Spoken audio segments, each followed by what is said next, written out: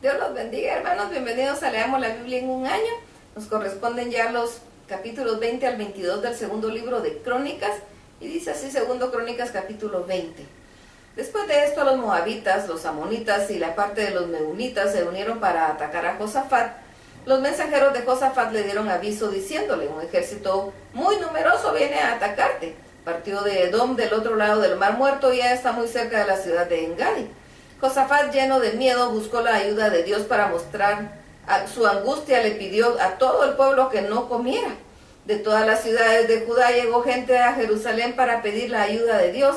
Y al ver a la multitud, Josafat se puso en pie frente al patio nuevo que está en la entrada del templo de Dios y oró así: Dios de nuestros antepasados, tú estás en los cielos y dominas todas las naciones de la tierra.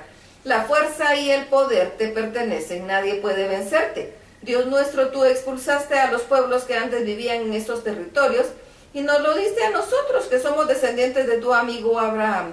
Este ha sido nuestro país en el que edificamos templo para honrarte.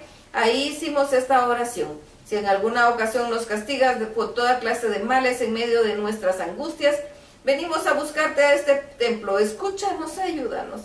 Cuando nuestros antepasados salieron de Egipto, tú no les permitiste entrar en el territorio de Amón, Moab y Seir, sino que les mandaste que fueran por otro camino. Así enviaste que los destruyeran a estos pueblos, pero ahora los ejércitos de esa gente nos están atacando y nos quieren echar del territorio que tú nos diste. Dios nuestro, castígalos.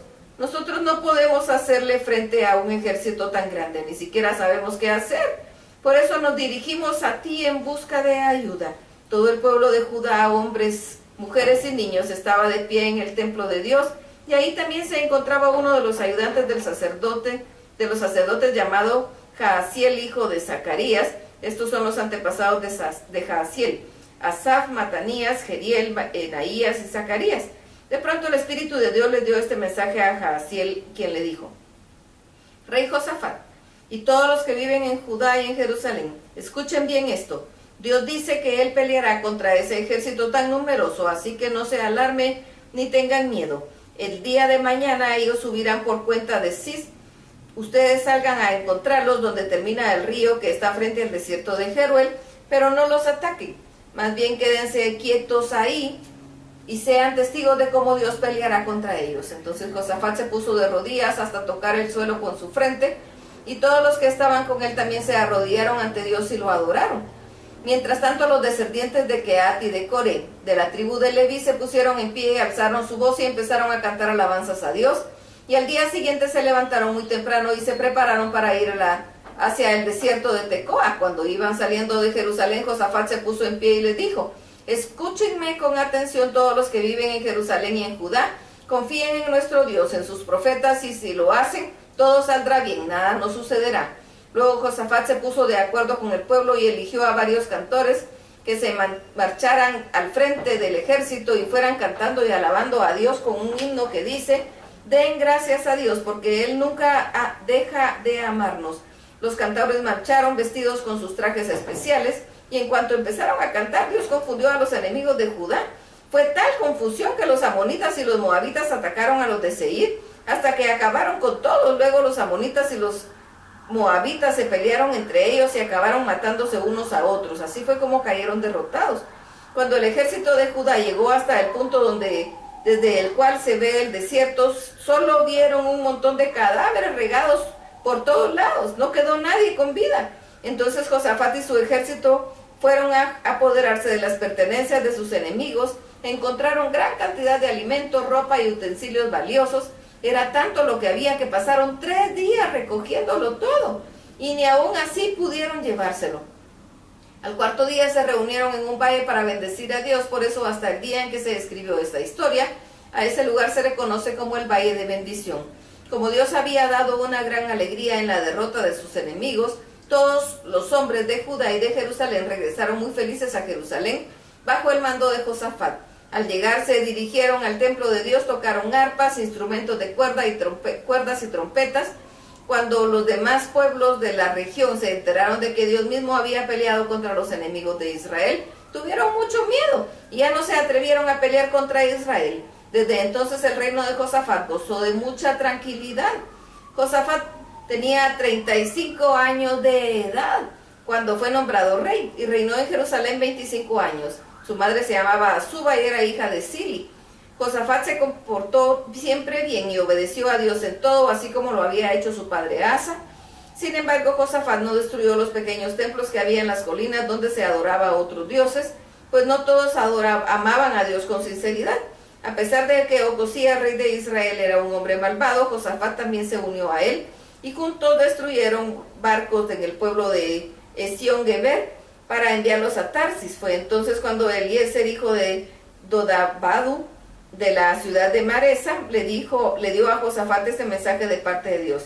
A Dios no le agradó que te unieras a Ocosías y por eso destruirá los barcos que has construido. Y así sucedió. Los barcos se hundieron y no pudieron partir hacia Tarsis. La historia de Josafat de principio a fin está escrita en las historias de Jehú, hijo de Anani, que son de parte del libro de las historias de los reyes de Israel. Segundo Crónicas capítulo 21. Cuando Josafat murió, lo enterraron en la tumba de sus antepasados que está en la ciudad de David. Joram, su hijo, reinó en su lugar. Josafat, rey de Judá, tuvo 7 hijos: Joram, Azarías, Jehiel, Zacarías, Azarías, Micael y Cefatías. Joram era el mayor de todos y por eso les correspondía ser el rey. Al resto de sus hermanos su padre les dio como regalo mucho oro y plata y objetos de gran valor. Además los nombró gobernadores de varias ciudades fortificadas en Judá. Sin embargo, cuando Joram tuvo control total del reino, se aseguró de que nadie se lo quitara y mandó matar a todos sus hermanos y también a algunos de los líderes más importantes del país. Joram tenía 32 años cuando comenzó a reinar. La capital de su reino fue Jerusalén y su reino duró 8 años. Joram desobedeció a Dios al igual que los otros reyes de Israel y en especial los de la familia de Ahab, porque se casó con la hija de Ahab. A pesar de eso, Dios no quiso destruir a Joram, pues le había prometido a David que su familia siempre reinaría. Durante el reinado de Joram, el país de Edom se rebeló contra Judá.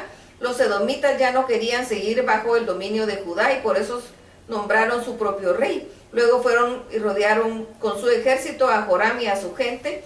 Joram, por su parte, se levantó de noche, llamó a los jefes del ejército, preparó los carros de combate y atacó a los de Edom, pero Joram y su gente perdieron la batalla.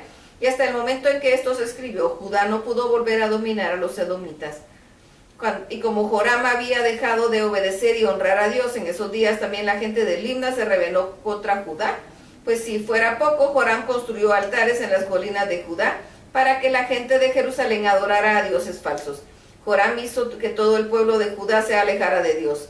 El profeta Elías le envió a Joram una carta que decía: nuestro Dios, a quien tu antepasado David adoró, te envía el siguiente mensaje. Me he dado cuenta de que en lugar de seguir un buen ejemplo de tu padre Josafat o de Asa, rey de Judá, has seguido el mal ejemplo de los reyes de Israel. Te has comportado como Ahab. Por tu culpa todos los habitantes de Judá y de Jerusalén aman a otros dioses, tal como ordenaste de manera que mataran a tus hermanos que eran mejores que tú. Por eso Dios castigará duramente a tu pueblo y a tus hijos y a tus mujeres. Además perderás todas las riquezas que habías acumulado y a ti vendrá una enfermedad tan grave que sufrirás terribles dolores de estómago por el resto de tu vida hasta que se te salgan los intestinos. Y eso sucedió. Dios hizo que los filisteos y los árabes vecinos de los etíopes odiaran a Joram, por lo cual se levantaron en guerra e invadieron Judá. Se apoderaron de todas las riquezas que el rey Joram tenía en su palacio y también se llevaron como prisioneros a sus hijos y a sus mujeres. Solamente le dejaron a Joacás, su hijo menor. Después de esto, Dios castigó a Joram con una enfermedad en el estómago que no tenía curación. Su sufrimiento duró 2 largos años y era tan grave su estado que finalmente se le salieron los intestinos. Murió en medio de terribles dolores. En su funeral el pueblo no le hizo grandes honores, pues no encendieron en su memoria una gran hoguera como lo habían hecho con los reyes anteriores. Joram tenía 32 años cuando comenzó a reinar. La capital de su reino fue Jerusalén y su reinado duró 8 años. Y aunque lo enterraron en la ciudad de David, nadie lo lamentó por su muerte, ni lo pusieron junto a las tumbas de los reyes. Segundo Crónicas capítulo 22. Los que ayudaron a los árabes en su ataque contra Judá mataron a todos los hijos de Joram, excepto al menor de ellos, que se llamaba Ocosías. Por esa razón la gente de Jerusalén lo nombró rey. La madre de Ocosías se llamaba Atalía y era nieta de Omri. Ocosías tenía 42 años de edad cuando comenzó a reinar en Judá. La capital de su reino fue Jerusalén y su reinado duró solo un año.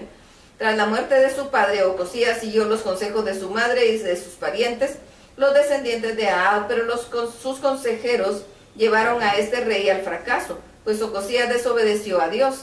Por ejemplo, siguiendo los consejos de sus parientes, Ocosías se unió a Joram, el rey de Israel, para luchar en contra de Hazael, rey de Siria. Pelearon en Ramot de Galaad y durante la batalla Joram resultó herido, por lo que tuvo que regresar a Jezreel para que le curaran las heridas. Luego Ocosías fue a Jezreel a visitarlo. Dios había decidido que Ocosías muriera durante aquella visita a Joram y ya había elegido a Jehú, hijo de Nimsi, para que matara a toda la familia de Ahab. Y así sucedió. Jehú encontró a los jefes principales de Judá y a los ayudantes de Ocosías, que eran familiares de este, y los mató. Ocosías había salido con Joram para encontrarse con Jehú, pero al enterarse de que lo que Jehú había hecho, huyó y se escondió en Samaria. Sin embargo, los hombres de Jehú lo atraparon, lo llevaron preso ante Jehú y lo mataron. Como Ocosías había sido nieto de Josafat, que había servido a Dios con toda sinceridad, decidieron enterrarlo. Después de eso ya no hubo en la familia de Ocosías nadie que pudiera ser rey de Judá. Cuando Atalía, la madre de Ocosías, se enteró de que su hijo había muerto, mandó a matar a toda la familia del rey. Pero Joseba, que era hija del rey Joram, hermana de Ocosías y esposa del sacerdote Joiada, tomó a Joás, que era uno de los hijos de Ocosías, y lo escondió con su niñera en el dormitorio. Así escapó Joás de la muerte, y durante 6 años estuvo escondido con su niñera en el templo de Dios. Mientras tanto, Atalía reinaba en el país. Es terrible la situación cuando nos olvidamos de Dios. Hasta aquí la lectura. Dios los bendiga.